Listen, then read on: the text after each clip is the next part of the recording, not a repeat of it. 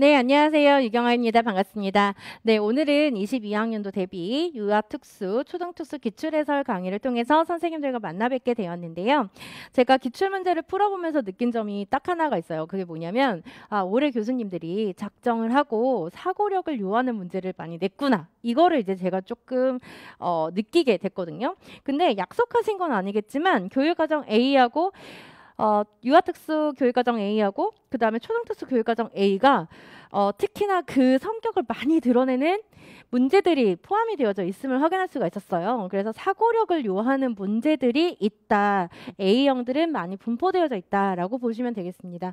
그래서 중등특수 선생님들은 이런 사고력을 요하는 문제가 굉장히 많이 출제가 될 거예요. 비율이나 이런 것들이 유특이나 초특보다 훨씬 더 많이 나타날 수밖에 없기 때문에 문제를 푸실 때 선생님들이 머리를 좀 많이 쓰셔야 될 것 같습니다. 그래서 시험 보고 나오시면 아마 방전이 되실 것 같아요.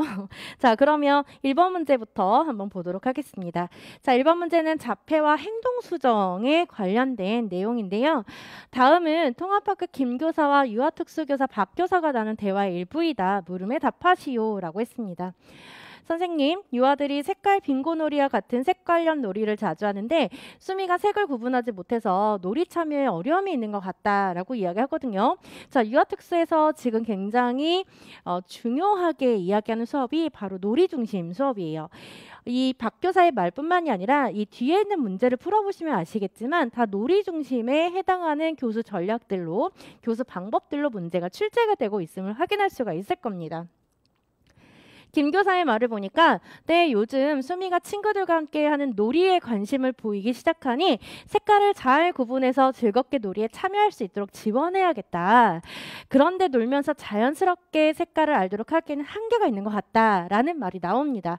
자, 여기에서 선생님들이 보시면은요. 놀면서 자연스럽게 지도하기에는 한계가 있는 것 같다.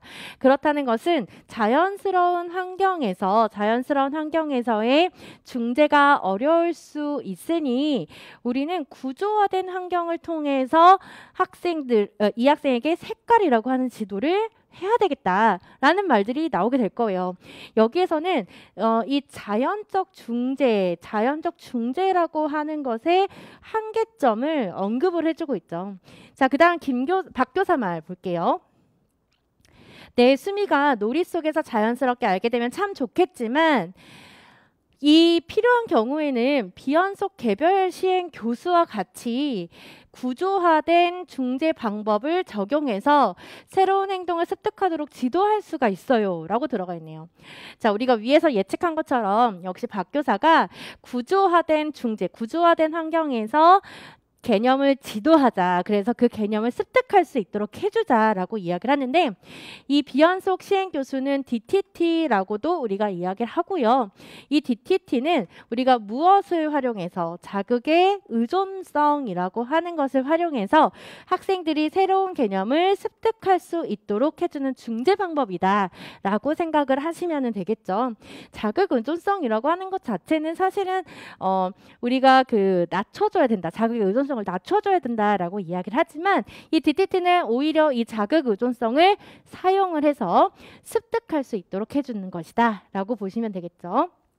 그러면 수미가 노랑반이 되었으니 노란색부터 알게 하고 싶은데 DTT는 어떻게 하는 건가요? 라고 들어가 있습니다.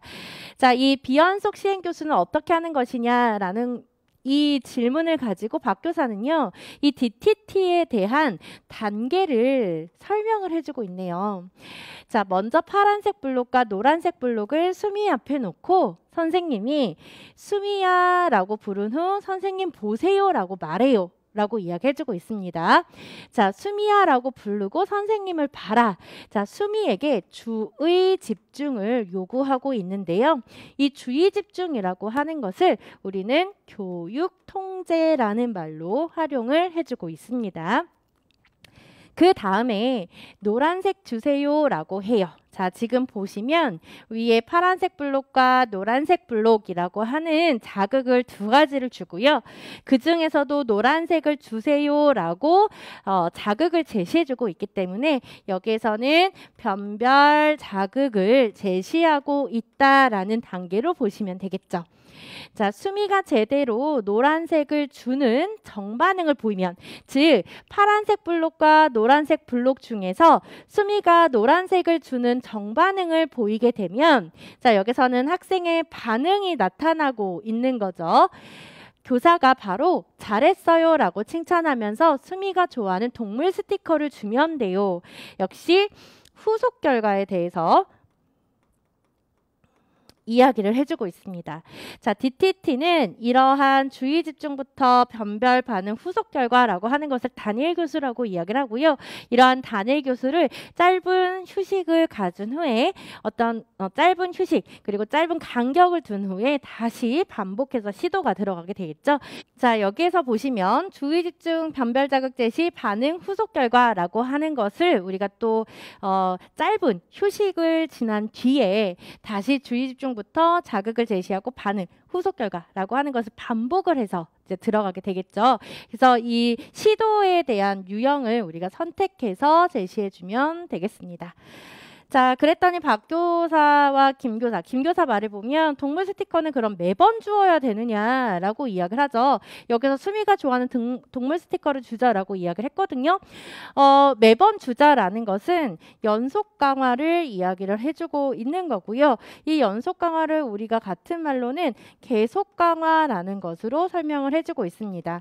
자, 이런 연속 강화, 계속 강화를 우리가 사용을 하게 된다면 단점이 발생을 하게 되겠죠.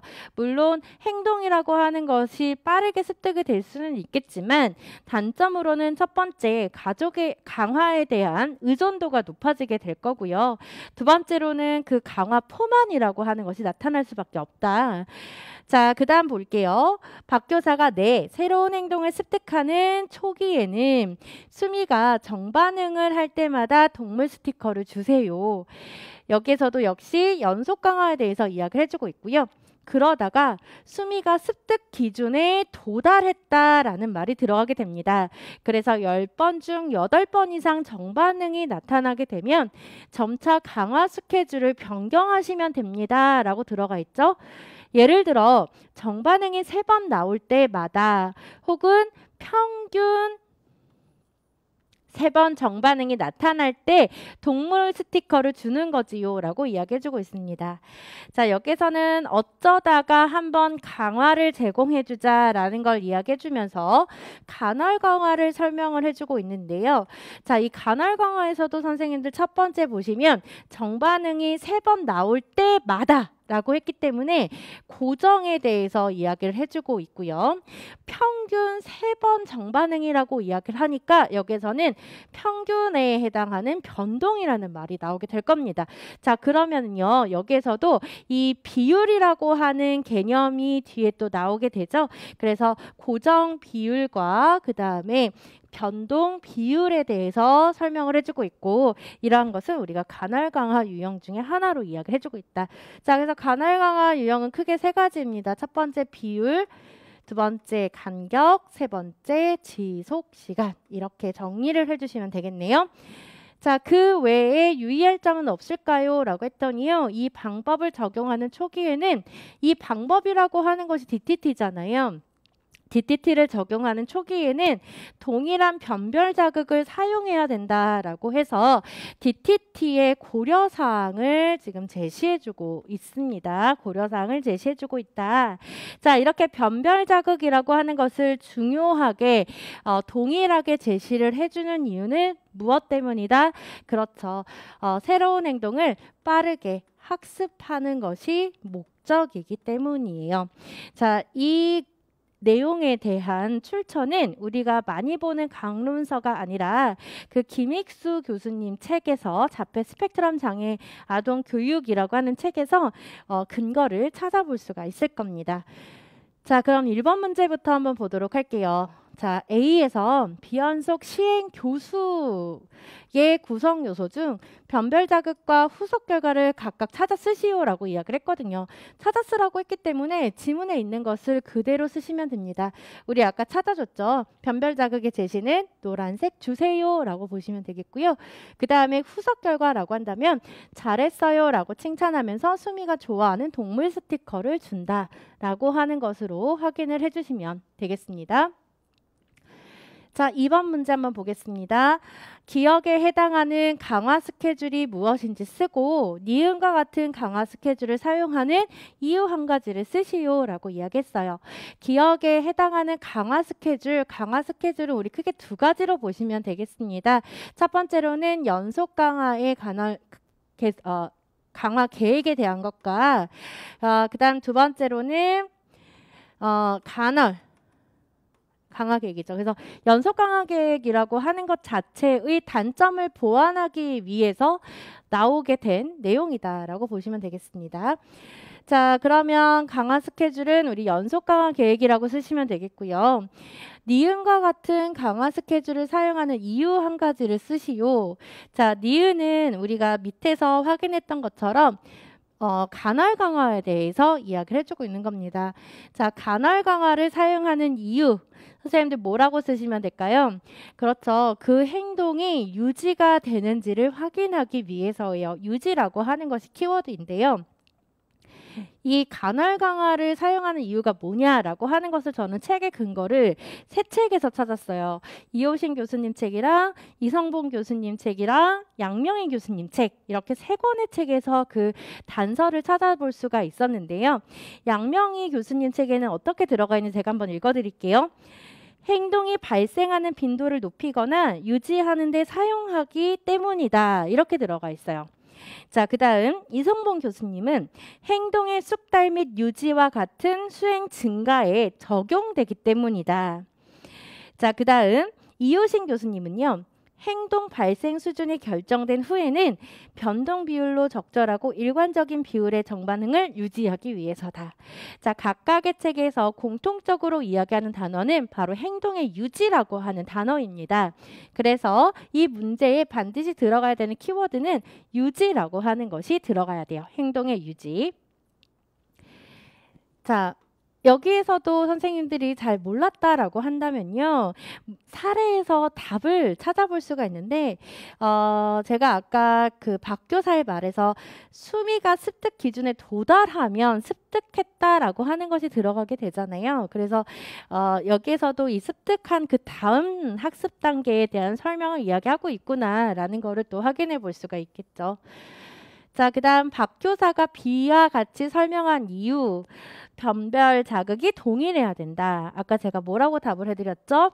그렇죠. 변별 자극에 대해서 학생이 보다 빠르게 행동을 학습하도록 도와주기 때문에 라고 하는 것으로 작성을 해주시면 되겠습니다. 여기에 관련돼서는요. 선생님들 해설 자료를 한번 보도록 할게요. 해설 자료 1페이지를 선생님들이 보시게 된다면 이제 답안을 제가 정리를 해놨고요. 그리고 답안 밑에는 그에 대한 해설을 제가 적어드렸어요. 그래서 간헐 강화 계획에 대해서 이야기할 때에는 첫 번째 줄 습득되거나 변화된 행동이 중재가 끝난 후에도 유지되도록 하기 위해서 간헐 강화 계획을 사용하게 된다. 양명희 교수님 책에 있는 내용으로 확인을 해주시면 되겠죠.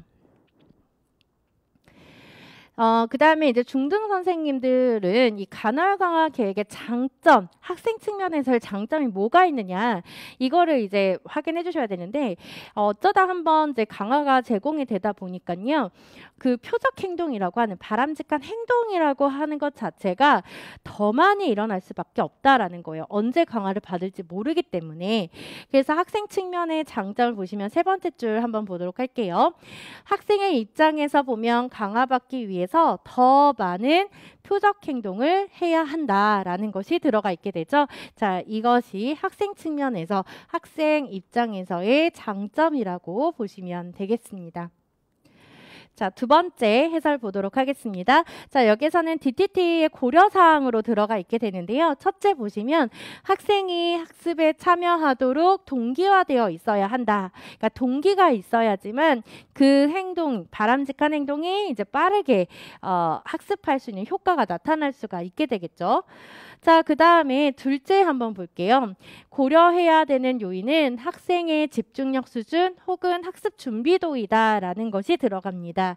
집중력 수준과 학습 준비도이기 때문에 이제 우리가 단계, 그 자극을 제시하기에 앞서서 학생에게 주의 집중이라고 하는 단계를 제시하게 되는데 이 주의 집중하는 이 단계를 우리가 다른 말로 교육 통제라고도 이야기를 하고 있죠. 그래서 그 다음 줄에 보시면 교육 통제에 해당된다라는 말이 들어가게 됩니다.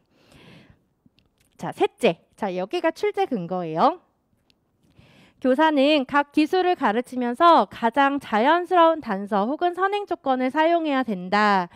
자연스러운 단서나 그 다음에 선행 조건을 사용해야 되는데 이때 변별 자극을 동일하게 유지해야 한다는 점이 중요하다라고 들어가 있어요. 그 이유는 학생이 보다 빠르게 학습하도록 도와주기 때문에 라는 것이 이제 들어가게 되겠죠. 자, 보다 빠르게 학습을 한다. 라는 것은 무엇을 의미하는 건가요? 그렇죠. 그 자극 자체가 통제가 되었기 때문에 빠르게 학습하는 효과가 나타나게 되는 겁니다. 자, 넷째 볼게요. DTT 효과를 증진하기 위해서는 각 시행이 끝나면 교재를 아동의 시야에서 완전히 치워야 된다. 자, 이것을 다른 말로 완전 제거라고도 이야기를 합니다. 같은 말로 확인을 해주시면 되겠죠? 자, 그 다음 내용 한번 보도록 할게요. 다음 페이지 다섯째. DTT의 요인을 분리해 순서대로 제시하는 것이 무엇보다 중요하다라는 것이 들어가게 됩니다. DTT 요인들 우리 아까 단계로 우리가 분석을 해봤죠? 이때 분석을 해봤을 때 이제 순서대로 주의 집중, 변별 자극 제시, 학생의 반응, 후속 결과, 즉 피드백이죠. 자, 그 다음에 무엇이 들어가게 되죠? 그렇죠. 그 시도를 우리가 어떤 유형으로 선택을 할 것이냐 이렇게 들어가게 되는데 여기에서 우리가 촉진이라고 하는 것이 들어가게 될 거예요. 우리가 그 자극을 제시하게 되었을 때요. 변별 자극을 제시하게 되었을 때 이 학생에게 촉구를 제공할 것이냐 말 것이냐라고 하는 것을 교사가 선택을 해야 됩니다. 다시 이야기를 하자면요. 자, 자극 전에 우리 주의 집중하죠. 자, 그 다음에 이 변별 자극을 제시하고 학생들의 이제 반응이 나타나게 될 건데 이 학생들이 반응을 나타내기 전에 교사가 변별 자극을 제시하고 학생을 보면 이 학생이 모르는 눈치를 보일 수도 있고요. 알지만 대답을 안 하는 경우도 있을 거고 어떤 학생은 그 변별 자극을 듣자마자 반응하는 경우가 있을 거예요. 즉 듣자마자 반응하는 경우나 그 다음에 알지만 대답을 안 하는 경우가 있을 거거든요. 그래서 그때는 우리가 촉진을 제공해주지 않아도 괜찮아요. 그런데 이 학생이 몰라서 지금 반응을 하지 못하고 있다. 혹은 오반응을 보이고 있다. 무반응을 보이고 있다라고 한다면 교사가 여기서는 촉진이라고 하는 것을 해줄 수 있다. 그 말이에요. 자, 그리고 나서 우리가 후속 결과 피드백이 들어가게 되고요. 그 다음에 시행관 간격 유형을 선택해서 우리가 제공해 줄 수가 있겠죠. 자, 이것을 의미하는 겁니다. 자, 그런데 여기서는 촉진을 해주어야 된다라는 것이 이제 들어가게 되는데, 자, 이렇게 교사가 예를 들어 교사가 아동의 반응을 촉진해 주는 경우 빨간색 카드를 제시하고 빨간색 주세요라고 말하는 촉진해 줘야 된다라고 들어가 있죠. 그러니까 촉진을 해주는 경우라고 들어가 있어요. 그러니까 반드시 해야 되는 것이 아니라 이 학생이 정말 모르는 눈치였을 때 우리가 촉진이라고 하는 것을 사용해서 정반응을 지도해야 된다라는 것이죠. 자, 그 다음 여섯째, 촉진 수준에 관계없이 강화는 정반응 직후에 제공해 주어야 된다라는 것으로 들어가게 됩니다. 그래서 이 안에 있는 내용들은 한번 읽어보시면 될 것 같고요. 제가 지금 드린 내용들을 가지고 중등 선생님들은 DTT를 사용할 때 고려사항들에 대한 내용들을 좀 정리를 해주시고 들어가시면 좋을 것 같네요. 자, 그러면 2번 문제 들어가도록 할게요. 자, 2번 문제는 행동 수정에 대한 내용들로 문제가 출제가 됐다라고 이제 선생님들이 보시면 되겠는데요. 자, 이 문제 같은 경우는 첫 번째 문제에서 선생님들이 이 그래프를 어디서 많이 봤다라고 느끼셨을 거예요. 이 그래프가 많이 봤다라는 것은 기출에 출제가 됐었다라는 거거든요. 기출 문제를 풀어보신 선생님들은 얘가 2015년도 중등에서 출제가 된 기출 그래프이다라는 걸 확인하실 수가 있을 거고요. B형의 4번 문제를 출제가 된 거다. 기출 변형한 거다라고 보시면 되겠습니다. 자, 그러면 윤희부터 한번 보도록 할게요. 친구와의 상호작용 향상을 위해서 3가지 목표 행동을 선정하여 또래 교수를 실시했대요. 중재 종료 한 달 후에 각각의 목표 행동 빈도를 측정했다.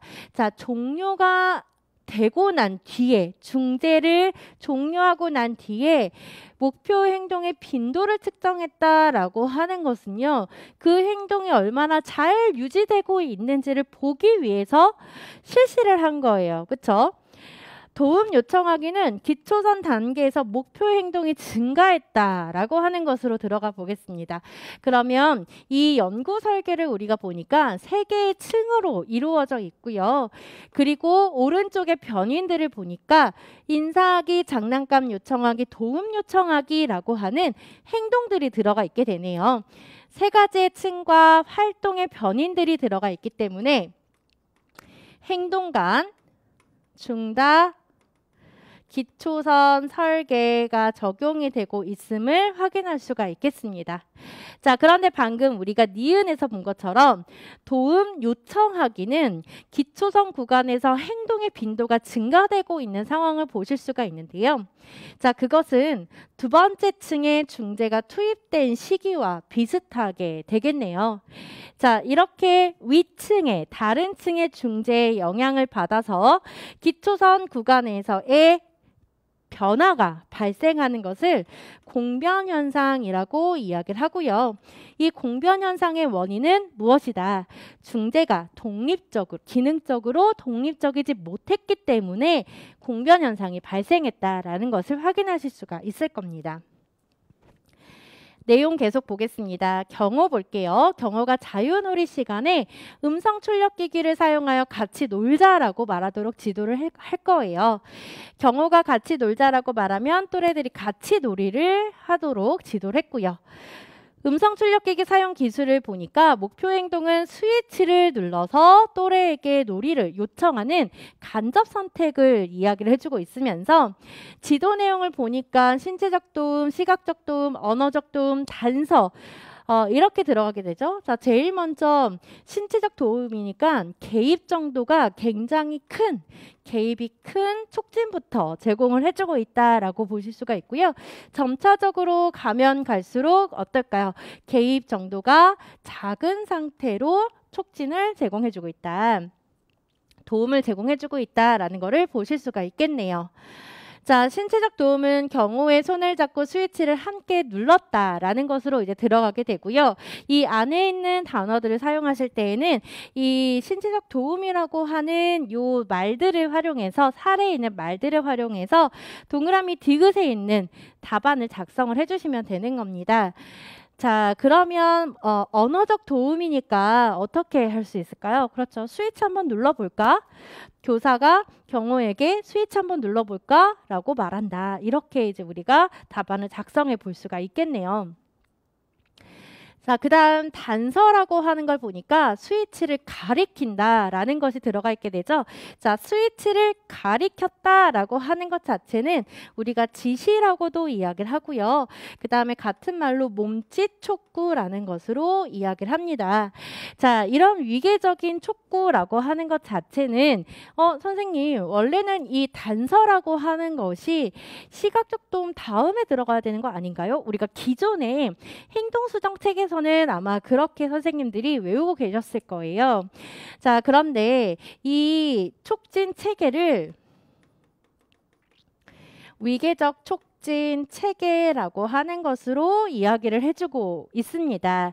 그래서 순서가요, 이제는 어떻게 외우셔야 되냐면 신체적 도움이 제일 개입이 크고, 그쵸? 근데 이 신체적 도움에서도 우리가 전체 신체적 도움을 줄 것인지 아니면 부분적으로 그 도움을 줄 것인지 이렇게 두 가지로 나누어서 이야기를 해주고 있고요. 자, 그 다음에 또 하나 이야기를 해주고 있는 것은 신체적 도움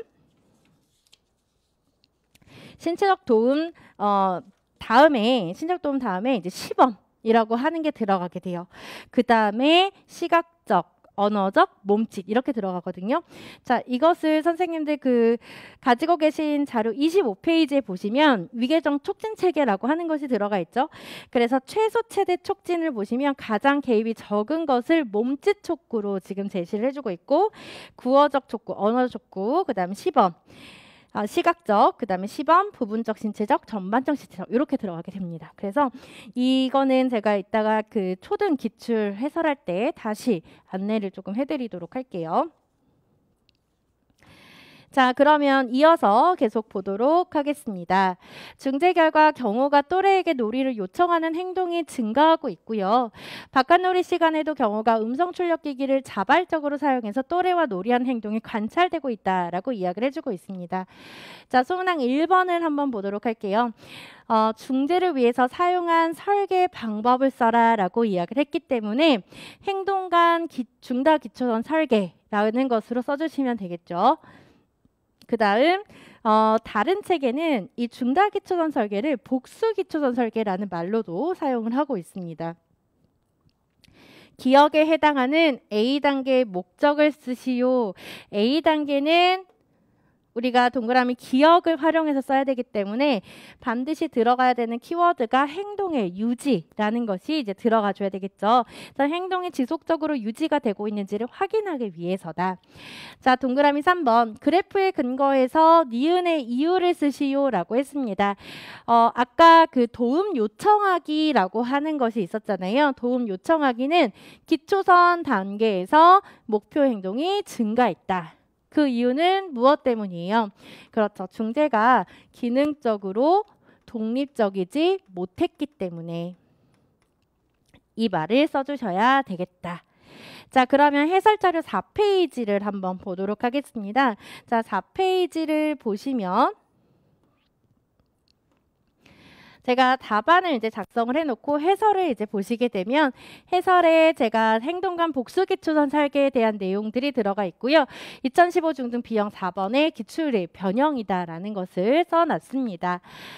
여기에 보시면 첫 번째 줄부터 네 번째 줄은요. 이 아래 하단에 있는 이 그래프를 설명을 해주고 있는 거고요. 이 그래프는 임경원 교수님 단일 대상 연구책에 들어가 있는 그래프예요. 그래서 유지 점검이다라고 하는 요 단계 명칭이 들어가 있게 됩니다. 그래서 첫 번째 줄과 네 번째 줄은 이 그래프를 해석하는 내용들이 들어가 있게 되고요. 마지막 두 줄을 조금 볼게요. 답이 되는 단서가 있네요. 행동이 유지되었는지 확인하기 위해 세 번째 단계를 설계에 추가했다. 라는 것이 들어가게 되죠. 자, 이것을 답으로 체크해 주시면 되겠습니다. 자, 그리고 오른쪽에 그래프를 보시면 이제 중등 기출에 나왔던 그래프를 이제 제가 가지고 왔어요. 그래서 여기서도 보시면 유지라는 단계가 들어가 있음을 확인할 수가 있겠죠. 그래서 이 중재가 끝나고 난 뒤에도 이 행동이 여전히 유지가 되고 있는지 이거를 확인하기 위해서 나타낸 그래프라고 보시면 되겠습니다. 자, 그럼 소문항 2번으로 우리 한번 넘어가 보도록 할게요. 자, 소문항 2번을 보시면 나에서 디귿에 해당하는 지도 내용을 쓰고 경호의 행동을 증가시킨 자연적 강화 요인이 무엇인지를 쓰시오라고 이야기했습니다. 동그라미 디귿으로 한번 가보도록 할게요. 자, 동그라미 디귿은 우리가 이야기했었던 것처럼 언어적 도움이기 때문에 교사가 경호에게 스위치를 눌러볼까? 라고 말한다라는 것이 들어가야 되겠죠. 말함, 여기에 이제 내용을 맞춰주기 위해서 말함 이렇게 들어가면 되는데 언어적, 구어적인 도움이기 때문에 말한다라는 것으로 서술어를 선택해 주셔야 됩니다. 자, 그 다음에요. 자연적 강화라고 하는 것의 요인이 무엇이냐라고 물어봤거든요. 자, 여기 마지막 두 가지 점을 한번 볼게요. 중재를 해본 결과 경호가 또래에게 놀이를 요청하는 행동이 증가를 했고요. 바깥놀이 시간에도 경호가 음성 출력기기를 자발적으로 사용해서 또래와 놀이를 하는 행동이 관찰이 되었다라고 들어가 있습니다. 즉, 경호가 놀이를 요청하는 행동에 대해서 또래들이 함께 놀이를 하는 이런 장면들이 나오게 되는데, 이 또래와 놀이를 하는 그 행동 그 자체가 자연적인 강화, 자연 강화가 나타난 부분이다라는 것을 확인할 수가 있겠습니다. 자, 그러면 해설서 4페이지를 한번 보도록 할게요. 4페이지에 보시면 하단에 자연적 강화, 자연 강화에 대해서 홍준표 교수님 책에 있는 내용을 가지고 왔는데, 자연 강화란 실제 생활 환경에서 자연스럽게 제공되는 정적 강화와 부적 강화를 이야기한다라고 들어가 있습니다.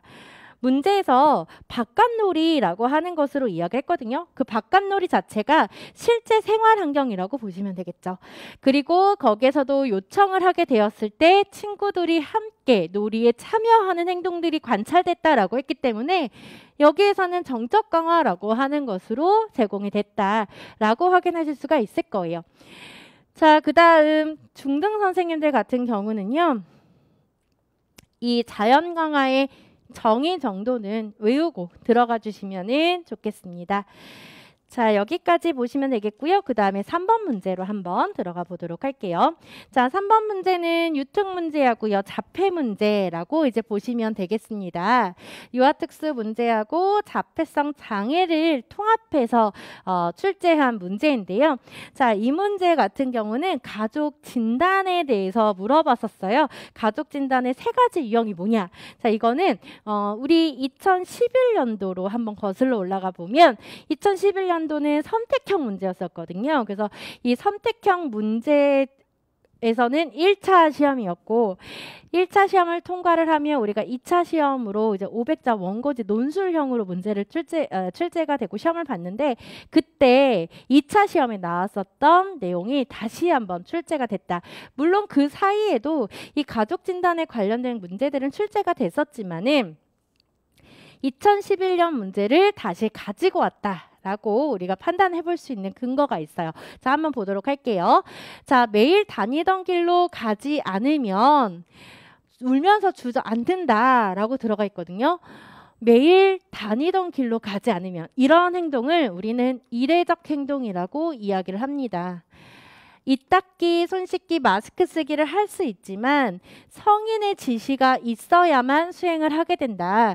성인의 지시, 그러니까 지시가 없으면 스스로 하지를 못하는 거예요. 자, 이 학생은 지금 스스로 행동을 하지 못한다라고 하는 특성이 나타나게 된다. 그리고 타인에 대한 의존도가 지금 어떤 상태다? 굉장히 높은 상태다라는 것을 확인할 수가 있겠죠.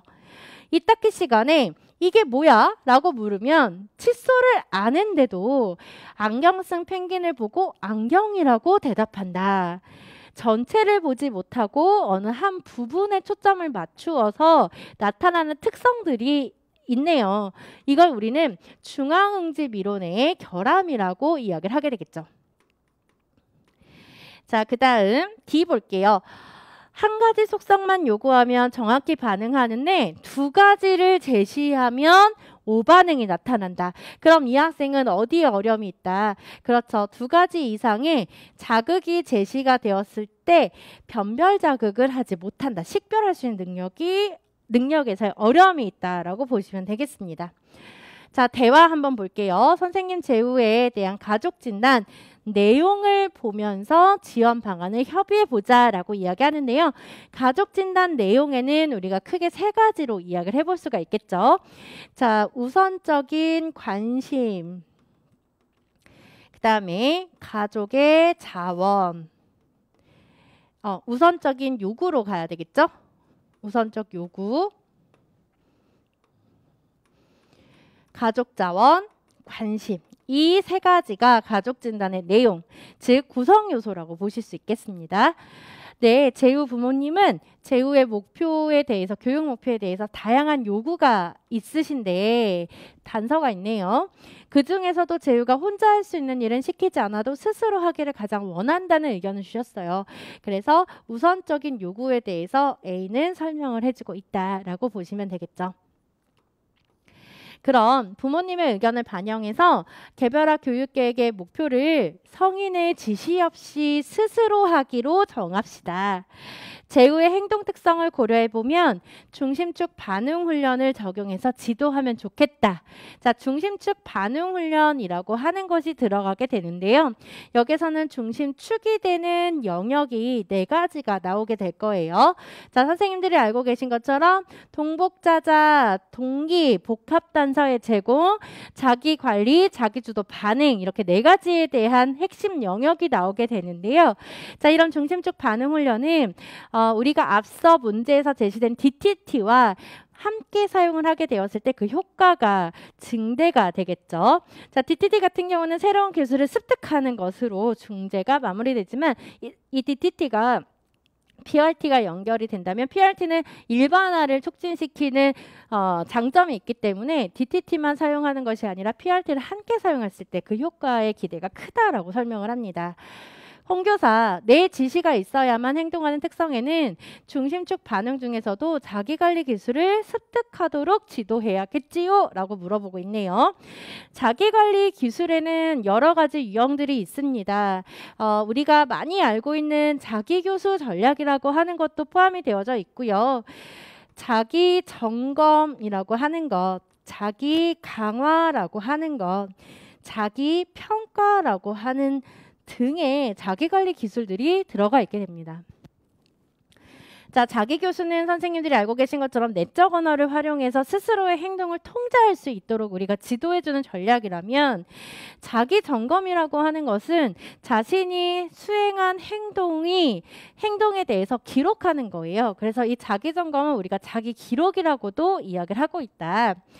자, 그리고 그 기록지를 보고 스스로 를 주는 거고, 그 다음에 자기평가라고 하는 것 자체에서는 이 자기평가에서는요 스스로 자기 점검하는 행동과 그 다음에 강화에 대한 내용을 통합해서 우리가 자기평가라고 이야기를 해요. 그래서 자기 점검하고 자기평가를 비교해보자 라고 한다면 자기 점검은 자신이 행동한 것에 대해서 기록만 하는 거라면 이 자기평가에서는 강화까지 함께 제시가 되는 것을 이야기한다. 이렇게 설명을 해주고 있습니다. 박명애 교수님 책에서. 네, 먼저 이닦기부터 적용해보죠. 재우가 이닦기 그림을 보고 이를 닦고 난 뒤에 스티커를 붙여서 수행 여부를 확인하는 시각적 자료를 활용하면 좋을 것 같다. 자, 이닦기 그림을 보고 이를 닦고 난 후에, 행동을 한 후에 스티커를 붙여서 수행 여부를 확인한다. 자신의 행동에 대해서 기록하는 것으로 이야기를 해주고 있네요. 자, 이 기록이라고 하는 것을 우리는 자기 점검이라고 명칭을 붙여주고 있죠. 홍교사, 이 자료를 재우 어머니에게 보내드려서 가정에서도 지도할 수 있게 해야겠어요. 좋아요. 그리고 재우는 제한적인 자극이나 관련 없는 자극에 반응하는 특성이 있기 때문에 중심축 반응축 니은을 증진시켜야겠다. 자, 중심축 아까 이야기했었던 핵심 영역 4가지를 이야기를 하는 겁니다. 동복자자 중에서 찾아줘야 되는데 제한적인 자극이나 관련 없는 자극에 반응을 한다라고 이야기를 하고 있죠.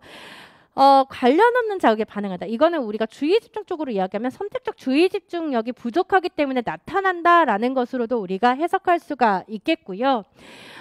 그 다음에 이제 여러 가지 자극에서 식별하는 능력에서의 부족으로 이제 나타나고 있는 거기 때문에 여기에서는 중심축 영역에 해당하는 그렇죠. 복합단서로 우리가 들어가야 되겠네요. 복합단서를 증진시켜야 된다. 즉 복합단서는 여러 가지의 자극을 제시해 주는 거잖아요. 자료를 제시해 주는 것이기 때문에 이 학생에게는 이런 복합단서의 증진 교수가 필요하다라고 설명을 해주고 있는 겁니다. 1번 문제 보도록 할게요. 나의 A는 가족 진단 3가지 주요 요소 중 무엇에 해당하는지를 쓰시오. 우선적인 요구라고 보시면 되겠죠. 자, 여기에서 가족 진단의 세 가지 주요 요소라고 이야기했어요. 내용의 주요 요소. 자, 이 문제는 해설서 5페이지를 선생님들이 좀 보도록 하겠습니다.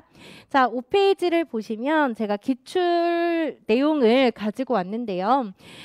문제에서 어떻게 설명을 하고 있냐면 소문항 1번을 볼게요. 최 교사는 성준이 가족을 위한 지원이 필요하다고 판단하여 가족 진단을 실시하고자 한다. 가족 진단의 세 가지 주요 요소가 무엇인지 설명하고 이렇게 나왔어요. 그래서 가족 진단의 세 가지 주요 요소라고 한다면 관심, 가족의 자원, 우선적인 요구 이 세 가지를 가지고 이 사례에서 선생님들이 찾아주시면 되는 거였습니다. 문제 자체는 그렇게 어렵지는 않은 내용이었어요.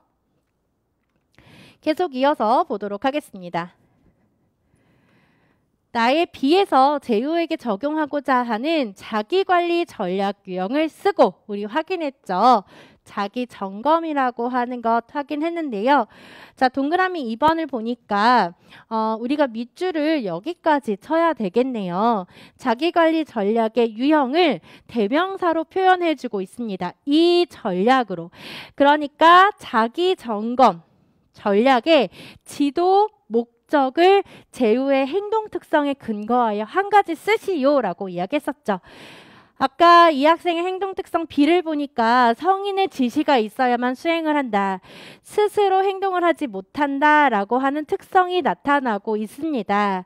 따라서 스스로 행동을 하지 못하는 특성, 지시가 있어야지만 행동을 하는 이 특성이 나와줘야 되겠고요. 그리고 여기에서는 무엇을 해야 될까요? 자기 점검을 통해서 이 B라고 하는 활동에 보시면 입 닦기, 손 씻기, 마스크 쓰기 이렇게 세 가지 활동이 제시가 되어져 있잖아요. 이 세 가지 행동의 일반화가 나타나야 된다. 즉 세 가지 행동의 일반화와 그 다음에 또 하나는 자발적 행동이에요. 자, 이렇게 작성해 주시고요. 해설서 5페이지 한번 보도록 하겠습니다. 자, 5페이지 하단에 자기 점검에 대한 내용이 이제 들어가 있게 되는데요. 양명희 교수님 책에서는 자기 기록이라고 들어가 있게 돼요. 행동에 대한 기록은 학생과 교사에게 행동에 대한 확실하고 구체적인 피드백을 줄 수 있다. 비교적 쉽고 간단한 자기 기록은 반동 효과가 있어서 기록 자체만으로도 바람직한 방향으로 행동이 바뀐다는 특성이 있다. 이런 장점들 있죠. 이런 반동 효과라는 용어. 이건 중등특수 선생님들이 좀 외우고 들어가셔야 되는 용어예요. 즉 자기 기록은 그 자체가 스스로 자기 행동을 감독하게 하여 자기 기록이 자기가 주는 보상이나 자기가 주는 벌로서 작용하고 자기 기록이 환경 단서로 작용하여 학생에게 자기 행동의 잠정적인 결과를 인식하게 하는 것을 더욱 증가시키기 때문에 행동을 변화시킬 수 있다라는 것으로 들어가게 됩니다. 자, 다음 페이지에 보시면은요. 박명애 교수님 책에 있는 자기 점검에 대한 내용을 조금 보도록 하겠습니다. 여러 가지 자기점검 절차에 따라서 우리가 연구를 해본 결과 자기점검을 우리가 적절하게 사용을 하게 된다면 자기점검이 적절한 행동을 다른 상황에 일반화시키는 것뿐만이 아니라 과제에 대한 주의 집중, 과제를 하는 시간의 증가도 함께 나타나고 있다라는 것으로 결론을 제시해주고 있습니다. 그래서 이 부분을 가지고요. 선생님들이 답안을 작성해 주시면 되겠습니다. 4번 문제로 한번 가보도록 할게요. 4번 문제는 그렇게 어렵지 않은 문제로 선생님들이 해결하실 수 있겠는데요. 일반 유아 문제하고 지체에 해당하는 내용으로 통합이 돼서 문제가 출제가 됐습니다. 자, 4번 문제 같이 보도록 할게요. 자, 가를 보시면 바깥 놀이터에서 진수는 놀이를 하는 친구들을 보고 있어요. 진수야, 너도 같이 할래? 아니. 왜? 진수도 같이 놀고 싶니? 그랬더니 진수가 놀고 싶대요. 교사가 근데 왜 민지에게 아니라고 했어? 그랬더니 진수가 자신이 두려움을 가지고 있는 것에 대해서 이야기를 해요. 넘어질까 봐 무서워요. 라고 이야기했는데 교사가 그러면 민지에게 넘어질까 봐 무섭다고 말하렴. 그랬더니 민지도 진수랑 같이 놀고 싶은데 어떻게 해야 될지 모르겠다라고 이야기를 해요. 자, 이것만 우리가 고민할 것이 아니고요. 그 밑에 있는 내용도 우리가 같이 고민을 해야 돼요. 얘가 왜 넘어질까 봐 두려워하는지. 첫 번째 점에 보시면 진수는 하지 근육이 약해져서 자세가 불안정하고 자주 넘어지며 뛰는 것을 힘들어한다. 자, 하지 근육이 약해져서 자세가 불안정하다. 자, 자세가 불안정하다라는 것은 지금 균형이 잘 잡지 못하기 때문에 자주 넘어지는 결과가 나타났다라고 이야기를 해주고 있는 겁니다. 그렇기 때문에요, 우리가 여기에서 이제 보행 보조기로 보조기기로 이야기를 하게 된다면 초점을 두어야 되는 게 바로 안정성이에요. 이 안정성에 초점을 두어서 선생님들이 보행보조기기를 제시해 줄 수 있다. 그래서 워커에 관련돼서 우리가 제공을 해줄 수가 있겠죠. 제일 먼저 이 보행보조기기에 대해서 우리가 떠올린다면 제일 첫 번째는 아마 선생님들 크러치나 지팡이였을 거예요.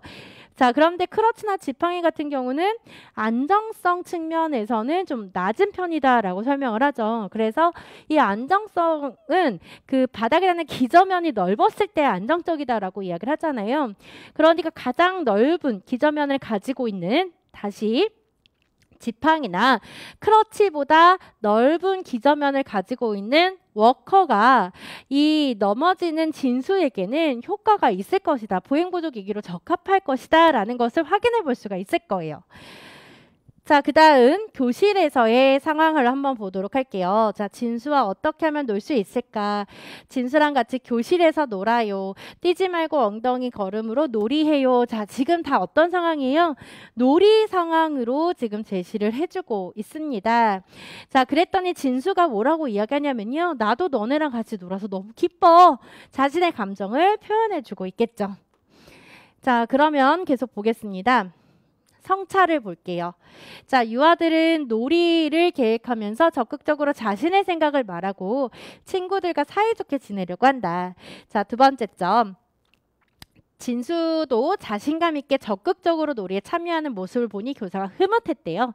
마지막 점을 보니까 진수의 사회 정서 발달 영역 목표, 상황에 맞게 자신의 감정을 말로 표현할 수 있다를 다양한 놀이에 삽입해서 연습할 수 있겠다. 여기서 활동 중심 삽입 교수를 설명해 주고 있는 문장이네요. 활동 중심 삽입 교수. 이런 삽입 교수를 통해서 우리가 연습할 수 있겠다. 자, 그러면 소문항으로 한번 가보도록 할게요. 자, 1번 문제 같은 경우는 우리가 그 유특 문제로 해결을 해볼 수가 있어요. 적용한 참여 지원 방법이 뭐냐. 목표 수행을 보여준 진수의 말을 찾아 한 가지를 써라. 이것이 나와 있는데 우리가 문제에서 봤던 것처럼 A는 놀이 중심 수업이 적용이 되고 있음을 확인할 수가 있겠죠. 그리고 기억의 목표 수행이라고 했는데 아까 기억이라고 하는 것은 상황에 맞게 자신의 감정을 말로 표현했다라고 이야기했으니까요. 감정을 표현한 부분을 답안으로 써주시게 된다면 나도 너네랑 놀아서 기뻐라고 말한 진수, 아까 제가 밑줄 쳐드린 부분 있죠? 그 부분으로 답안을 작성해 주시면 되겠습니다. 2번 문제 볼게요. 나의 니은에 해당하는 보행보조기기를 한 가지를 쓰시오. 그래서 이 학생이 지금 자주 넘어진다라고 하는 것을 우리가 근거로 찾았는데 나의 니은도 한번 볼까요? 자, 친구들과 함께하는 활동들도 재미있게 하고 적응도 잘하고 있다. 친구들과 함께 신체 활동을 하는 것을 좋아하는데 넘어지기도 해서 진수의 안전을 고려한 활동으로 수정해서 하고 있다라고 이야기해주고 있습니다. 진수 어머니도 진수가 자꾸 넘어지니까 걱정이 되셨었대요. 네, 걱정 많이 되시죠? 그러시면 진수가 걷는 것을 도와줄 수 있는 보조기기를 이용해 보시는 것이 어떠세요? 라고 이야기했습니다. 그리고요, 여기에서 보시면 또 단서가 뭐가 있냐면 그러면 집에서 저랑 같이 할 수 있는 운동이 있을까? 그리고 우리 반의 신체 활동 중에서 집에서도 할 수 있는 방법을 알려주겠다. 이런 내용들이 들어가게 됩니다. 자, 그러면 우리가 여기에서 그 교사의 말에 안전을 고려했다라는 것이 들어가 있기 때문에 안전과 관련되어져 있는 그 보행 보조 기기를 제공을 해줘야 되겠죠. 그렇다고 한다면 이제 기저면이 넓은 보행 보조 기기를 제시를 해줘야 돼요. 그래서 워커를 답으로 선생님들이 써주시면 되겠습니다. 자, 그 다음에 3번 문제 같은 경우는 일반 유아 문제니까요. 선생님들이 해결을 해주시면 되겠습니다. 자, 다음 문제로 넘어가도록 할게요. 5번 문제 보도록 하겠습니다. 자, 5번 문제는 시각장애 문제인데요. 자, 이 문제는 저는 굉장히 좋은 문제라고 생각을 해요. 왜냐하면 이 문제 자체에서 선생님들이 함정에 빠질 만한 그 곳을 교수님들이 딱 제시를 해줬어요. 그래서 그 부분을 좀 같이 좀 보도록 할게요. 자, 장교사가 선생님, 우리 반 진서는 선천성 녹내장애고 진행성이다라는 것을 이야기합니다.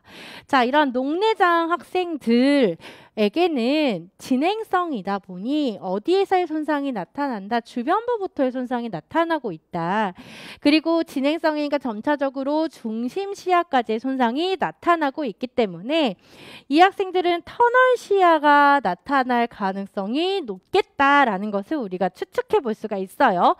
자, 터널 시야가 있기 때문에 이들은 야맹증이 나타나겠죠. 그래서 암수능이 나타난다. 이렇게 볼 수가 있겠네요. 자, 어머니께서 개별화 교육계획에 기억을 포함한 시각 특성을 반영해 달라고 하셨는데 검사를 통해 그 특성을 파악해야 할 것 같다. 어떤 검사가 좋겠냐라고 이야기했거든요. 그랬더니 민교사가요. 기억을 측정하는 대표적인 검사가 시계보기 검사, 대면법, 암슬러 격자, 1.2T를 활용한 검사 등이 있어요. 라고 이야기를 하네요. 자, 여기에서 이야기하는 것들은 자, 우리가 시야 검사에 대한 내용이에요. 그래서 중심 시야하고 주변 시야 검사에 대해서 쭉 나열을 해주고 있기 때문에 기억에 들어가는 공통적인 단어는 시야와 관련된 겁니다. 자, 그 다음 계속 볼게요. 그래서 시각과 관련되어져 있는 특성들, 시력, 대비감도, 조명 선호 등과 같은 시각적인 특성도 고려할 부분이 있는지 함께 확인해 보세요. 라고 이야기를 해주고 있습니다. 자, 그 다음 또 중요한 말이 나오네요. 자, 이러한 시야 검사는 유치원에서도 시각평가를 자주 해야 된다라고 이야기를 해주고 있거든요. 자, 여기에서 말하는 이 유치원이라고 하는 것은요. 학생이 학습을 하는 환경이기도 하고 그 다음에 일상생활을 하는 환경이기도 합니다. 자, 이런 학습이 이루어지는 환경, 일상생활이 이루어지는 환경에서 시각평가를 자주 해서 학생들이 효율적인 시각을 활용할 수 있도록 효율적인 활용이 일어날 수 있도록 이 시각평가 결과를 활용해 주어야 합니다. 자, 그 다음 내용 볼게요. 진서의 시각 특성을 고려해서 교육활동에 적용해 보셨느냐? 네, 자료를 제시할 때 진서의 눈과 자료의 거리를 조절해서 자료 전체의 모습을 볼 수 있도록 했어요. 라고 하는 부분이에요.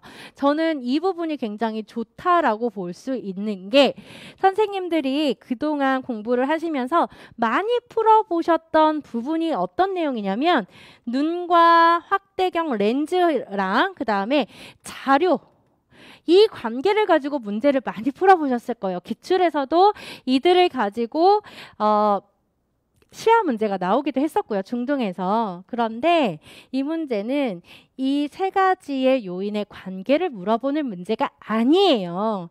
문제에서도 보시면 아시겠지만 눈과 자료의 거리에 대해서 이야기를 하게 되고요. 그 다음에 자료의 전체 모습을 볼 수 있도록 해야 한다라고 했기 때문에 이 문제는 시야 문제로 풀어주셔야 돼요.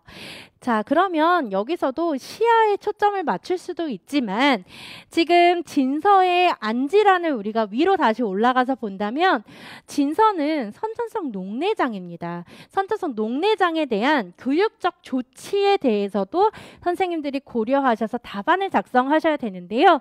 그 내용은 이번에 2021년도에 이태훈 교수님이 시각장애 책을 새롭게 출간을 하셨잖아요. 그 책에 그 교육적 조치의 근거가 있습니다. 이따 해설 자료를 통해서 보도록 할 거고요. 그 다음 계속 보도록 할게요. 교실 창문으로 햇살이 들어오니 진서가 눈부심을 많이 느껴서 커튼을 치고 실내등을 조절해 주었어요. 진서가 동화책을 볼 때에는 개인 조명을 사용하도록 하고 있고 또한 진서가 동화책을 볼 때 추시하기를 가르치기 시작했어요. 라고 이야기를 해주고 있습니다. 자, 이 추시하기를 가르쳤다라고 하는 것은 우리가 세 가지를 고려하여야 해요. 제일 첫 번째는 고정되어져 있는 사물에 초점을 맞추는 것부터 시작을 해요. 추시하기 기술을 가르칠 때는 초점부터 우리가 일단 맞춰주고요. 그리고 고정되어져 있는 사물에 대해서 초점이 이동이 되는 활동을 지도해줘야 돼요. 그리고 마지막이 고정된 사물의 윤곽을 따라가는 시각 기술을 지도해주는 것이 바로 추시하기예요. 추시하기는 선생님들이 고정되어져 있는 사물을 윤곽을 따라가는 기술이다, 시각 기술이다 이렇게 외우고 계시거든요. 그런데 추시하기 자체는 이 세 가지의 단계를 통해서 지도 내용을 통해서 시각 활용 기술을 배우게 된다. 자, 그러면은요, 이 추시하기는 우리가 이 글로 예시를 들어본다면 하기를 가르치기 시작했어요 라고 하는 제가 지금 한 요 기술 있죠. 시각 기술 있죠. 이 시각 기술이 바로 추시하기예요. 글을 읽을 때 글자 하나하나를 이동하면서 초점을 이동하면서 그 윤곽을 보면서 따라가는 기술을 이야기를 하게 된다. 근데요, 이 추시하기를 가르칠 때 이 학생이 지금 무엇을 가지고 있죠? 눈부심이라고 하는 것을 가지고 있기 때문에 이 눈부심이라고 하는 것을 좀 줄여줄 수 있고, 그리고 학생이 읽게 되는 글들을 놓치지 않도록 하기 위해서 우리가 같이 사용할 수 있는 보조기기는 바로 타이포스코프를 생각해 볼 수가 있겠고요. 타이포스코프와 비슷한 기능을 하게 되는 마커라든지 아니면 라인 가이드를 선생님들이 떠올릴 수 있을 겁니다. 자, 그러면 문제를 한번 보도록 할게요. 첫 번째, 괄호 안에 기억에 공통으로 들어갈 말, 우리 아까 기억에 대한 것은 시야로 찾아줬고요. 민교사가 니은과 같이 말한 이유를 쓰시오 라고 이야기했죠. 자, 니은은 유치원에서도 시각평가를 자주 할 필요가 있다 라고 이야기했어요. 학습과 일상생활에서 효율적인 보다 잔존 시각을 효율적으로 활용하기 위해서다 라고 이제 들어가 있게 되죠. 자, 그래서 그 해설 자료로 이제 선생님들이 이제 보시면 답안을 같이 좀 볼게요. 7페이지. 7페이지를 보시면 학습과 일상생활에서 학생이 잔존 시각을 활용하는 능력과 어려움을 확인하고 시각평가를 하면 얘가 어디 어려움이 있는지, 그리고 잔존 시각이 얼마나 남아있는지 이런 거 확인할 수 있죠.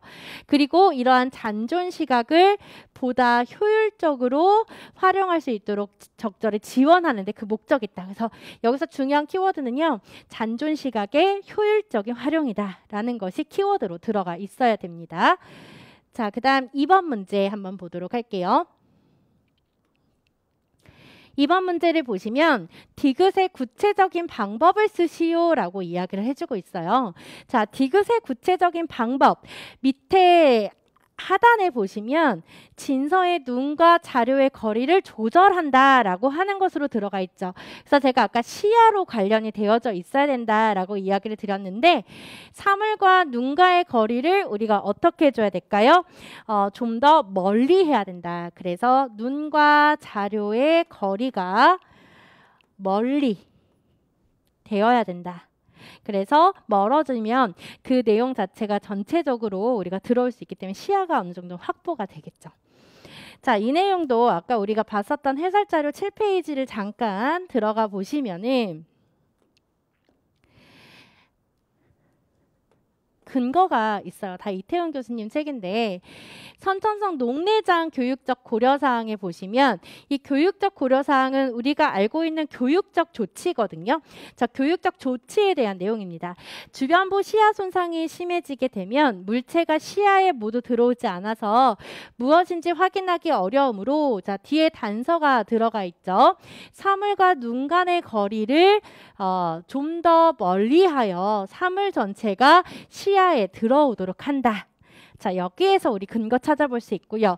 자, 그 다음에 또 같은 이태훈 교수님 책에서는 거리와 시야와의 관계에 대해서 설명해 놓은 파트가 또 따로 있습니다. 그래서 첫 번째 파트를 보시면 물체와 눈 간의 거리가 멀어지면 시야가 넓어진다라고 하는 것도 우리가 찾아볼 수 있을 거예요. 자, 하단에 보시면 추시에 대한 설명 들어가 있게 되는데요. 자, 우리 문제를 먼저 풀어보고 그 다음에 해설자를 보도록 하겠습니다. 자, 문제에서 선생님들 보시면 소문항 3번. 구체적인 지도 내용 한 가지를 써라 라고 이야기를 했어요. 근데 추시학인데 앞에서 우리가 이 진서에게 뭘 가르칠 거다라고 했냐면 독서를 가르칠 거다라고 이야기를 했단 말이에요. 독서를 할 거예요. 자, 독서를 할 때 추시하기를 가르치는 지도 내용을 써라라고 이야기를 했기 때문에 자, 고정된 사물, 고정된 글자 라고 하는 것이 나와줘야 되겠고 이 글자의 윤곽을 따라가는 시각 기술이다라는 것 이것이 들어가 줘야 되겠습니다. 자, 그 다음에 리을을 도와줄 수 있는 비강화 기구 한 가지를 써라라고 이야기를 했죠. 리을을 도와준다. 추시 기술, 추시하기 기술을 도와준다. 근데 이 학생이 아까 눈부심이 있다라고 했잖아요. 그러니까 타이포스코프라든지 마커라든지 라인 가이드 이런 것들을 우리가 제시해 줄 수 있겠다. 자, 그러면 해설서 7페이지로 한번 가보도록 할게요. 7페이지 하단에 추시에 대한 정의가 들어가 있습니다. 추시는 움직이지 않는 목표물을 눈으로 따라가며 목표물 전체를 보는 것이다. 그래서 아까 이 학생이 시야에도 어려움이 있었기 때문에 추시하기 기술을 적용하는 것이 적절하겠죠. 그 다음 페이지로 가시면 타이포스코프의 기능이 들어가 있는데요. 타이포스코프는 우리가 대조 강화경이라는 용어로 사용이 된다. 그래서 중등 선생님들은요. 대조 강화경이라고 하는 용어도 같이 정리해 주시고요.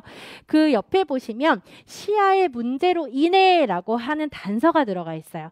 시야 문제로 인해서 이 학생들에게 제공해 줄 수 있는 것은 바로 타이포스코프다.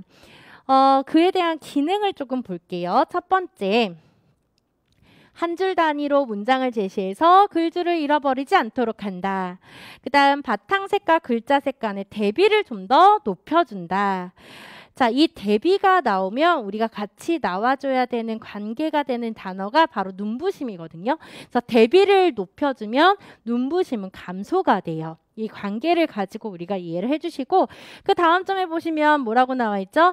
검은색 바탕이 빛 반사를 낮춰줘서 눈부심도 줄여줄 수 있다. 그러니까 대비도 있고 그 다음에 눈부심의 기능을 하게 됩니다. 자, 이렇게 세 가지에 대한 내용을 정리해 주시면 되겠어요. 그래서 이 5번 문제는 굉장히 좋은 문제라고 이제 선생님들이 보시면 되겠습니다. 자, 그 다음 이제 6번 문제 한번 볼게요. 자, 6번 문제는 일반 유아하고 행동 수정을 통합해서 문제가 출제가 됐다라고 보시면 되겠는데요. 자, 이 6번 문제에서는 소문항 3번을 우리가 풀어주시면 되겠어요. 자, 소문항 3번을 조금 보도록 할게요. 행동 수정인데요. 미음을 고려하여 연우의 신체 활동에 참여시키는 방법의 예를 쓰고 비읍에 들어갈 토큰 강화책의 구성 요소를 쓰시오라고 했거든요. 자, 미음을 보기 위해서는 위로 올라가 볼게요. 선생님, 연우가 신체 활동에 더 많이 참여했으면 좋겠다.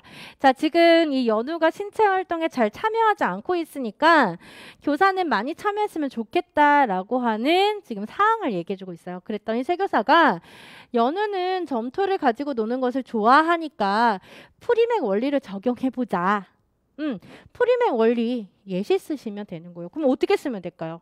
그렇죠. 신체 활동에 참여를 하면 연우가 좋아하는 점토를 가지고 놀게 한다. 이렇게 작성해 주시면 되겠죠. 활동 강화제로서. 그래서 프리맥 원리는 우리가 강화제 유형으로 이야기를 하게 되면 활동 강화제라고 이야기를 하게 되겠죠. 자, 그 다음 계속 볼게요. 네, 알겠습니다. 그리고 연우가 음식을 먹기 전에 손을 씻었으면 좋겠는데 어떻게 지도하면 좋을까요? 연우의 여러 특성을 고려해 볼 때 토큰 강화 방법이 적절할 것 같다. 토큰 강화를 하려면 먼저 연우가 수행해야 할 비읍을 알려주셔야 돼요. 자, 여기에서는 토큰 강화의 구성 요소로 들어가 있긴 하는데요. 토큰 강화 계획의 절차를 우리가 보면은 제일 먼저 목표 행동이 무엇인지를 연우에게 제시를 해줄 수 있어야 된다라는 겁니다.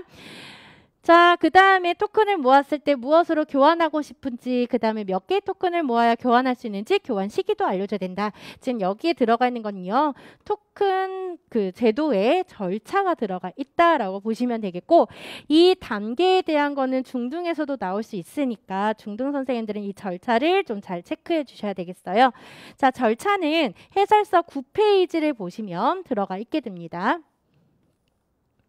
자, 해설서 9페이지 토큰 제도의 설정 절차 첫 번째 단계가요. 표적 행동의 목록을 작성해서 학생에게 표적 행동이 무엇인지를 알려줄 수 있어야 됩니다. 자, 그 다음에 두 번째, 토큰으로 사용할 적절한 물건을 설정을 해요. 스티커로 할 것인지 아니면은 뭐 자석으로 할 것인지 이런 적절한 물건을 선정을 하고요. 세 번째, 표적 행동과 토큰의 비율을 정하게 돼요.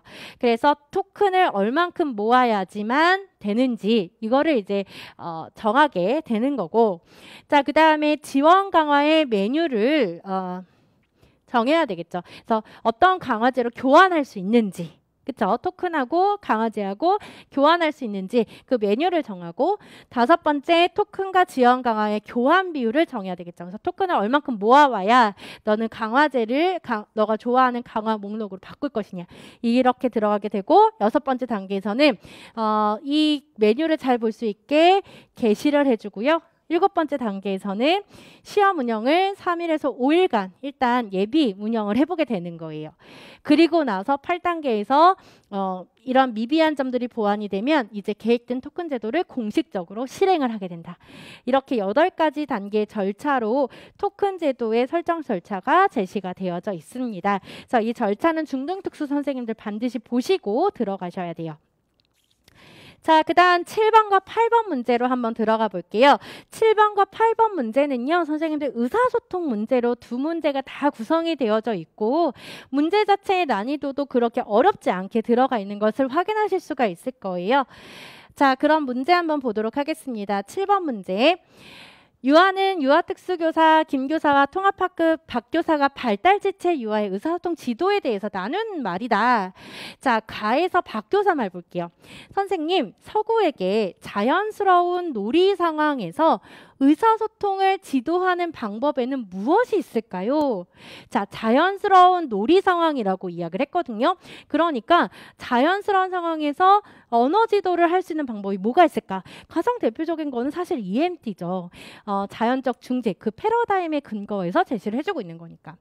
제가 자주 사용하는 자연적인 의사소통 지도 방법인 촉진적 언어 전략을 소개해 드릴게요. 그래서 그 활동 기록에 대해서 이야기를 해주고 있습니다. 교사가 서구야 뭐 하고 있어요? 라고 이야기했더니 서구가 서구 요리해요. 즉 내용어는 들어가 있지만 지금 기능어들은 생략이 되어져 있는 전보식 문장의 형태로 대답을 해주고 있습니다. 자, 니은 문장이 들어가 있고요. 무슨 재료 줄까요? 라고 들어가 있는데, 자, 이걸 한번 볼게요. 자, 선생님들은 만약에 학생들이 서구 요리요 이런 형태로 전보식 문장을 이야기를 하게 된다면 선생님들은 문법적인 오류를 이 학생이 지금 보이고 있기 때문에 문법적인 오류를 보완해주는 말로 사용을 하실 거란 말이에요. 그러니까 뭐가 들어갈까요? 그렇죠. 서구는 요리를 해요. 이렇게 문법적으로 보완이 된 말을 교사가 할 거란 말이에요. 자, 그리고 나서 무슨 재료 줄까? 이렇게 말했더니 서구가 김이라고 이야기를 했어요. 교사는 이 김에 대해서 네모난을 강조해서 말했다라고 하는 것을 보니까 이 김에 대한 의미적인 것을 보완하는 측면으로 제시를 해주고 있어요. 그래서 의미적 보완이 나타나서 네모난 김? 이렇게 물어봤거든요. 그랬더니 서구가 네 라고 대답을 합니다. 자, 서구가 김밥을 자르고 있거든요. 그랬더니 서구의 모습을 보며 김밥을 자르고 있어요 라고 교사가 이야기를 해주고 있어요. 자, 아동 행동을 중심으로 교사가 발화를 우리가 해주고 있기 때문에 여기서는 평행적 발화기법이 사용이 되고 있다라는 것을 확인할 수가 있겠죠. 자, 박 교사가 놀이 상황에서 자연스럽게 의사소통을 지도할 수 있는 방법이 있군요. 저도 적용해 볼게요. 그리고 저희 반 은서는 제법 말도 잘하고 친구들과 대화할 때 큰 어려움이 없으니 이제 읽기 선행 기술을 가르쳐야 할 것 같다라고 이야기를 합니다. 읽기 선행 기술은 대표적인 게 의문인식이에요. 그래서 김 교사가 그 밑에 이야기하죠. 은서에게 말놀이 활동으로 의문인식 과제를 지도하면 좋겠다. 자, 의문인식 과제에는요, 여러 가지가 있어요. 여러 가지가 들어가게 되는데, 자, 중등 선생님들은 학습장애 의문인식 기술을, 과제를 떠올려 보시면, 제일 먼저 이제 합성, 그 다음에 분절, 분리, 변별. 제가 지금 순서대로 쓰고 있지는 않거든요. 그 다음에 탈락, 그 다음에 대치. 이렇게 유형이 나타나게 될 거예요. 6개 유형이 나타나게 된다. 이걸 이제 머릿속에 넣어주시면 되겠죠. 자, 그래서 이 중등특수 선생님들한테는 이 의문인식에 관련된 거, 말소리를 식별하는 능력에 대한 내용들이 출제될 가능성이 좀 있겠다. 자, 소문항 1번부터 보도록 할게요. 자, A에서 기억을 구문 확장과 니은에 들어갈 말을 쓰고 김 교사가 어휘 확대를 시도한 말을 찾아 쓰시오. 자, 확장해서 니은에 들어갈 말을 써라. 자, 확장은 우리가 문법적으로 오류를 보인 것에 대한 보완을 해줘야 되는 것을 이야기를 하는 거고요. 확대라고 하는 것 자체는 의미적인 보완이 이루어진 것을 이야기를 하게 되겠죠. 그러니까 문법적 오류를 보완한 것으로 답을 쓰게 된다면 서구는 요리를 해요. 이렇게 해서 내용어와 기능어가 모두 포함이 돼서 답안을 작성해 주시면 되겠고, 어휘 확대, 의미적으로 보완된 네모난 김이라고 하는 것이 있었기 때문에 그대로 찾아 써주시기만 하면 된다. 네모난 김이라고 써주시면 되겠어요. 2번, 평행적 발화기법에 해당하는 김 교사의 말을 찾아 써라. 이것도 그냥 찾아 써라라고 했기 때문에 아까 아동의 행동을 중심으로 교사가 발화한 말이 있었죠. 김밥을 자르고 있어요. 이걸로 작성을 해주시면 되겠습니다. 자, 3번, 비와 시에 해당하는 음절 수준의 의문인식 과제 유형을 각각 써라 라고 이야기했단 말이에요. 그러면 위로 올라가서 나를 한번 보도록 할게요. 자, 우리 아까 의문인식 과제는 변별, 분리, 합성, 분절, 탈락, 대치 이런 유형들이 있다라고 했거든요. 자, 우리가 매일 하는 인사 노래의 짝을 콩으로 바꿔서 노래를 해봅시다. 자, 바꾸다. 이거는 과제 유형으로 이야기하면 대치라고 말할 수 있을 거예요. 자, 그 다음 C를 한번 볼게요. 자, 동물을 말할 때 끝말을 빼면, 그 다음에 빼고 말해보자, 빼면. 자, 그렇기 때문에 여기에서는 탈락을 이야기를 해주고 있는 겁니다. 그래서 의문인식 과제로 이야기를 하게 된다면 대치와 탈락을 이야기하고 있다. 이렇게 보시면 되겠죠. 그래서 문제 자체는 그렇게 어렵지 않은 문제였습니다. 자, 그 다음 8번 문제 한번 보도록 할게요. 자, 8번 문제도 의사소통과 관련되어져 있는 문제인데, 자, 발달지체 유아 동호회 통합학급 놀이 상황이고, 역시나 또 수업 자체가 어떤 상황으로 제시가 되고 있어요? 놀이 상황으로 제시가 되어져 있습니다.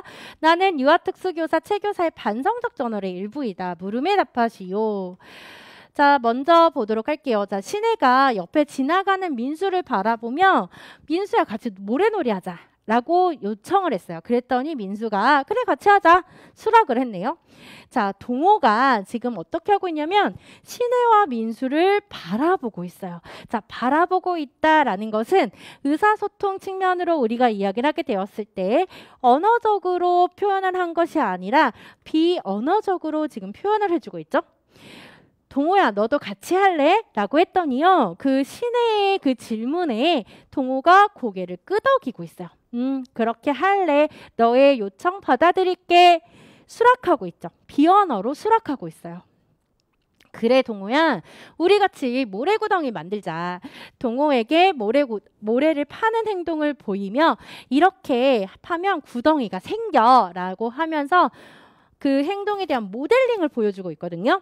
자, 우리처럼 이렇게 모래를 파는 거야 라면서 민수도 같이 이야기를 해줬어요. 그랬더니 동호가 어떻게 행동을 했냐면 시내가 가진 꽃삽을 향해 손을 내밀었어요. 자, 이렇게 하면 구덩이가 생기니까 꽃삽으로 파면 되는구나 라고 하는 걸 관찰을 한 거예요. 그래서 손을 내미는 비언어적인 의사소통이 나타나게 됐습니다. 그랬더니 민수가 응? 뭐가 필요해? 라고 말했거든요. 그랬더니 시내가 다시요. 시내가 가진 꽃삽을 향해 손을 내밀었어요. 자, 이렇다는 거는 꽃삽 달라는 거잖아요. 그러니까 여기에서는 그 꽃삽에 대해서 요구하기의 기능을 가지고 있다라는 걸 확인할 수가 있을 거예요.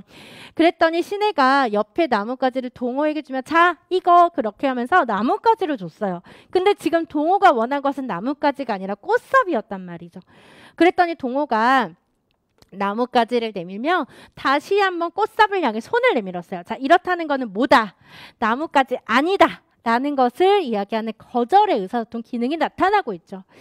자, 시내를 바라보며 동호가 꽃삽이 필요한가 봐. 아, 꽃삽. 자, 동호야 너도 해봐. 꽃삽을 받아들고 모래를 파기 시작한다. 이런 활약에 대한 내용이 나와 있고요.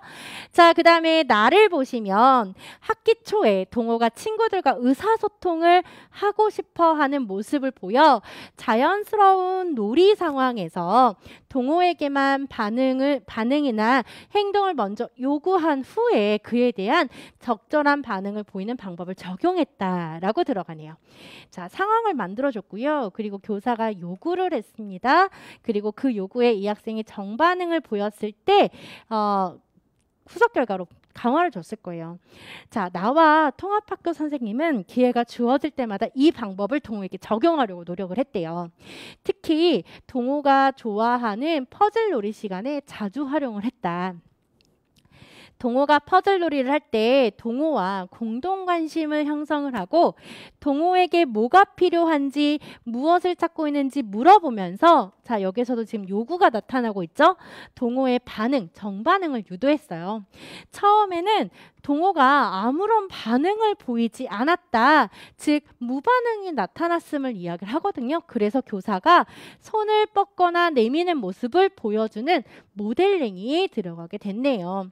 요즘 동호가 퍼즐놀이 할 때 뭐가 필요한지 질문을 하면 퍼즐 조각을 향해 손을 뻗거나 내미는 행동을 한대요. 자, 여기서도 뭐가 필요한지 질문을 하면 교사가 요구를 하면 학생이 바람직한 정반응이 나타난다라고 이야기를 해주고 있죠.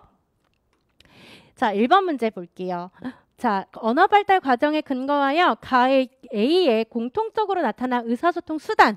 아까 뭐였었죠? 동호는 다 비언어적인 측면으로 의사소통이 나타나고 있죠. 의사소통 수단이니까 언어, 반언어, 비언어로 우리가 나눠볼 수 있어요. 자, 초등에서 각각에 대한 예시를 쓰는 게 시험 문제에 나왔기 때문에 중등 선생님들은요. 언어에 해당되는 거, 반언어, 비언어에 해당되는 예시들을 좀 머릿속에 기억해 놓고 가셔야 됩니다. 반언어기 때문에요. 리듬, 강세, 운율, 즉 언어에 의존해서 그 메시지를 전달하는 것을 이야기하고요. 비언어는 그렇지 않죠. 언어에 의존하지 않죠. 그래서 우리가 몸짓이라든지 얼굴 표정 이런 것들을 이야기를 하게 된다. 자, 그 다음 가의 기역과 니은에서 동호의 행동에 나타난 의사소통 기능을 각각 쓰시오. 이거는 상황을 보시고 선생님들이 해석을 해주시면 되겠죠. 그래서 꽃삽을 향해서 손을 내밀었다. 즉, 나 꽃삽 필요해 라고 하는 요구하는 기능이 나타났고요. 아까 그래서 시내가 나뭇가지를 줬단 말이죠. 그랬더니 동호는 나뭇가지 아니라 난 꽃삽이야 라고 하는 것을 표현하기 위해서 나뭇가지를 내밀었단 말이에요. 그것은 거절의 의사표현이 나타나게 된 거죠. 자, 그 다음에 3번. 나에서 최 교사가 적용한 환경언어 중재 방법이 무엇인지 쓰고, 자, 예전에는 교수님들이 출제를 할 때 이 환경언어 중재의 교수 전략이 뭐냐 이렇게 구체적으로 물어보셨는데 이제는 방법이라고 해서요. 이 환경언어 중재에 들어가는 물리적 환경 조성하기, 그 다음에 반응적 상호작용 전략, 그 다음에 교수 전략 중에서 우리가 판단해서 써야 돼요. 근데 아까 우리가 보니까 요구에 대해서 제시가 되어져 있고 그에 따른 반응에 따라서 이 학생이 정반응을 하면 언어적인 확장과 강화를 주면 되는 거고요. 그 다음에 이 학생이 오반응이나 무반응이 보이게 되면 그 행동에 대해서 교사가 모델링을 보여줬어요. 그렇기 때문에 여기에서 적용이 된 환경 언어 중재의 방법이 뭐냐라고 한다면 요구 모델 전략이라고 쓰시면 되겠죠. 자, 디귿에 대해 최교사가 해주어야 할 반응을 쓰시오라고 했습니다. 자, 위에 디귿으로 한번 가볼게요. 뭐가 필요한지 질문을 하면 요구를 했을 때 퍼즐 조각을 향해 손을 뻗거나 내미는 행동을 하는 정반응이 나타났어요. 자, 이렇게 정반응이 나타나게 되면 교사는 언어적인 확장을 해 주어야 되고 그 언어적인 확장과 함께 강화를 주어야 되는데 이 학생은 퍼즐 놀이라고 퍼즐 조각이라고 하는 것을 지금 달라고 하는 거기 때문에요. 여기 강화에는 퍼즐 조각까지 제시를 해 주셔야 된다. 자, 그래서 해설서를 잠깐 보도록 할게요. 자, 해설서를 보시면